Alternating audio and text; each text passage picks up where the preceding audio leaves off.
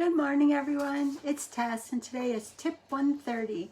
And I thought today I would just, I was looking at an article that was talking about how to beat the 12 common obstacles to losing weight. So these are probably all things we've talked about before, but I think we all have obstacles that we know are roadblocks, and maybe just a gentle reminder of what they are might help you today to ignore one of them or crush it. Just leave it in the dust. And kind of what this article talked about is that the 12 common obstacles, and I know we've all heard these before, it says whether you're trying to drop 5 pounds or 50 pounds, you always feel like there's a million things that are blocking your way. And losing weight isn't easy. It's definitely worth it. I'm so grateful to be in this spot now rather than where I was when I started this journey. But it says the first thing that a lot of people allow to be an obstacle is that they don't have time to cook. And I will say that I was guilty of this for a long time and probably lived on fast food prior to having surgery. I don't eat fast food anymore at all, but what I will say is that they are right. I think if you start to dig in and start to just cook a little bit, you'll find that it isn't as big of a chore as you make it. And really, like for someone like me, I'm eating a lot less food, so how much is there to prep? And you can find ways to make things quicker. It's just a case of learning. And like anything in this life, we learn to drive through fast food. We have to just learn to take back control and get our food back. So give yourself a chance. Maybe you do a little prep work on the weekend, cutting up some vegetables or cleaning some vegetables or getting a little idea of what you're going to eat. Just some tool to help you along the way, because it's definitely worth the effort. And I've learned that the foods that I prepare that are more close to natural make my body feel better. The next one they talked about is you don't like the taste of healthy food.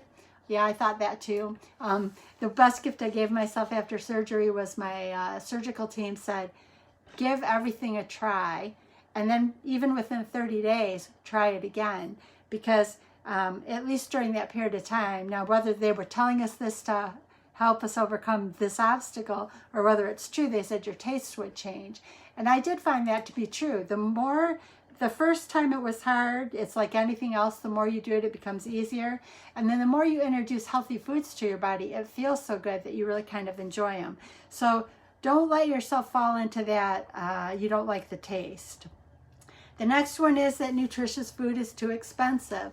Well, on this one, I'm going to kind of say, you're either going to spend the money on nutritious food or you're going to spend the money on medical bills. And in my world, I guess I'd rather spend the money on nutritious foods and having a healthy body. So I think that sometimes we choose to flip the words in a way that support us, and I'm going to try really hard to catch myself when I'm using negative words so I can flip them to support me in a way to move forward. Then the next one they kind of brought up was, exercise. And again, Ducky's not a big proponent of it because getting yourself moving is a good thing, but he doesn't want anyone to become overconsumed with it because it can also hinder weight loss a little bit. But he's all for finding something you love or doing a little bit of activity. Finding a sport you like to do, things to spend with family. Even just things like I do a lot right now trying to loosen up tight muscles. We've been kind of inside for a long time, and I realized that my upper body got tight. So I do things to kind of loosen that up, like push-ups and knee lifts and things like that. Then also they're talking about people say they don't have time for exercise. Well, you got to find something that fits your schedule, and even if it's in 5-minute increments, a few extra trips up the steps, taking the stairs instead of the elevator. I remember I worked at one office that there was like a 25-story building next door, so I used to love to go run up and down the steps. I'd have to sneak past the reception area though because they didn't like you to do that. But in a way, there was such a sense of accomplishment that I enjoyed doing that. Then it also says, you cannot rely on workouts alone to lose weight. And I know that's true because I've heard, I know that's true from my own experience, but they also talk about, this article says it's 60% diet, 40% exercise, but I've also heard it's 80%. I think Doc V says 80% what you eat controls whether you can lose weight. Then people talk about their joints aching, and I know that that can be a chronic issue. I am not medical. You would always want to check with your doctor, but I think sometimes if you start using your joints, if you've checked with your doctor first, it might help you, and you can find easier things to do. Like, I always heard that if you have issues with your knees, bike riding is a good thing because it'll build up your leg muscles. So there's always a way around it or something new you can learn. So we want to kind of try to figure out what obstacles we're putting in our way so we can bash them and keep moving forward. I'm just saying you're not motivated. I think that's an issue many of us have, and that is one of those that we're going to have to overcome in many areas of our life. If we don't change something, we're going to stay where we're at. We have to start to try to shift our mindset, shift our thoughts, pull us forward so that we're looking for things to do in a different way than we ever did before, because it's that old saying, insanity is doing the same thing you've always done and expecting a different result. So if you want a different result, in your heart of hearts you want something different for your future, then you're going to have to change something you do now. You may think you're not motivated, but you're going to have to dig in and just find that one thing that you can change so that you can make the future different than the past. Because doing what you've always done, good morning, Ying. Doing what you've always done will get you what you've always gotten. The next obstacle it talks about is being embarrassed by failed attempts. And, you know, I've had a few of those failed attempts in my life too. At one point I'd lost over 100 pounds and gained it all back plus some. But, you know, if you recognize that most people respect the fact that you haven't given up on yourself and that they will cheer for you, that you're trying to make something better for your life. And if they're not that person, then maybe they're not a person that should be that close to you in your life anyway. I think we all need to kind of look for somebody to support us, to help us. That's why so many of these groups are here, and how I'm like enjoying my time with Doc V, because as a network and as a support team, we all help each other so that we can achieve more than we've ever achieved before. So I guess what I would say is, don't let failed attempts prevent you. I mean, I've got several in my past, but this time it's different. And this time it's different because I've sought more groups. Even during COVID, when I knew that I could be in trouble because there was nothing public available, I had to seek alternatives. And I think that's probably the best gift we can give ourselves, is seek the alternatives so that we can find what works, and remember that what works today may not work tomorrow, so you're going to have to keep changing it, looking for opportunities to find something new that you might like. That's a new activity, a new food, a new group, a new mindset, because I think mindset is a big part of it. The last one that it kind of talked about is willpower disappears in the face of temptation. And I think you do have to plan your defense, whether it's, some people put up a piece of clothing, whether it's having a picture of you when you're at your goal weight, whether it's putting up an article about a medical condition that you don't want to have, or thinking about, even like I said, if you don't spend your money or your time for your health, you're going to have to spend it at some time on the medical consequences of not trying to take care of your health. So I'll kind of go through these real quick, but this was an article that said how to beat the 12 best common obstacles on losing weight.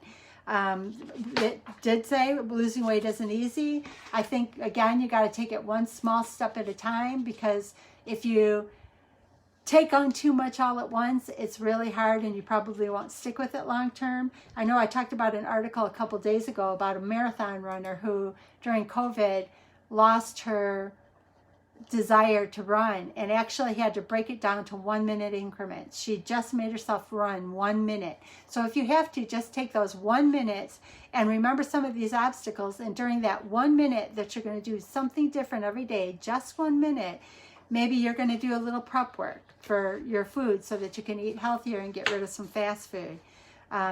If you don't like healthy food, try new foods, go on YouTube, check recipes, but get familiar and open yourself up to some new opportunities.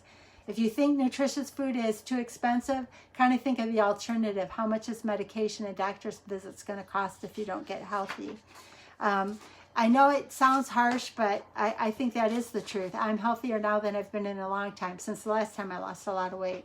And the difference this time is that I'm almost 5 years out, and that time before I didn't make it 5 years. So I know it's something I have to work at every day, which is kind of I think why Doc V challenged me to do these lives is there's an accountability in going public. Then it also talked about exercise, that you think you don't have enough time or that it's boring.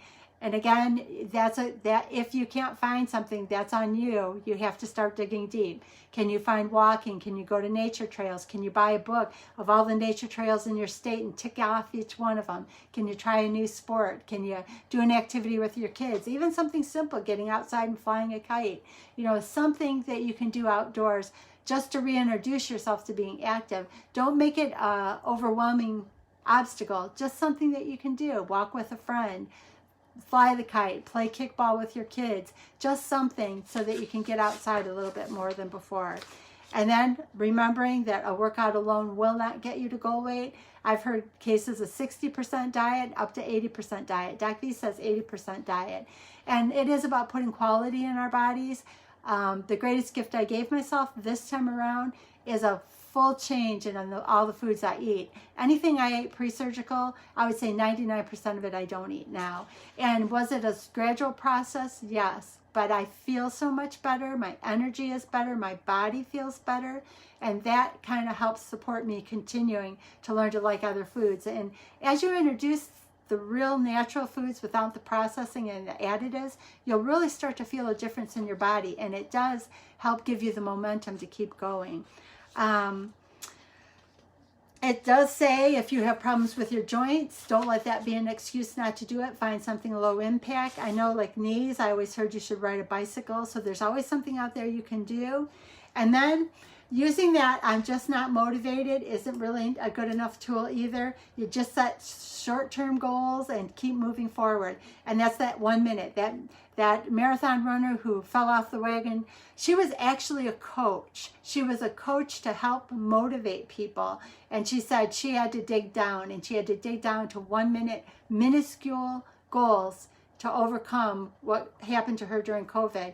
And we're all worth 1 minute to do something different. And then just keep doing 1 minute for a week or 2 weeks, and then make it 2 minutes. And yes, that sounds basic, and yes, that sounds too simple, but we need to be able to record some successes so that 1 minute can change your life. You're worth that 1 minute.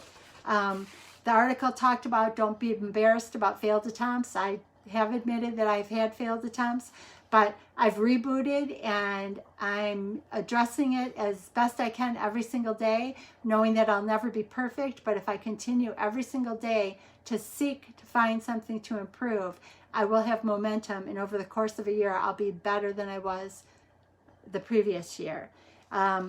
Willpower does disappear, so you got to find those tools. And that 1 minute, I think, is a great tool. Just change 1 minute every day, because then you've clocked 365 minutes, or if every 2 weeks you add a minute, you've gotten a lot of new habits built. But the hardest thing it is to stay committed if you make it something that's too difficult to follow up on. So have a beautiful day, everyone. Thank you. As Doc V says, slingshot into the weekend and make it matter. Thanks a lot, everyone, and have a beautiful day.